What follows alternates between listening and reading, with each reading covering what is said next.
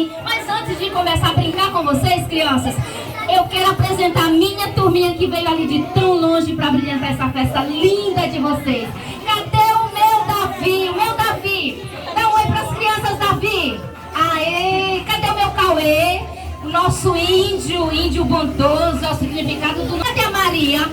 Maria, muito bem. Cadê o meu leão bondoso? O meu leão, vem aqui, leão. Vem cá, leão. As crianças querem conhecer você.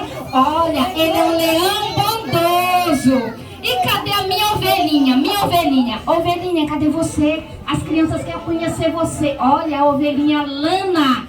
E o meu coração Tum-Tum? O que tá dizendo no coração Tum-Tum? Abre os braços, bem lindo para as crianças. Olha, criança, a frase para vocês. Jesus te ama. Diga assim, obrigado, Jesus. Por eu estar aqui. Obrigado pelo dia das crianças.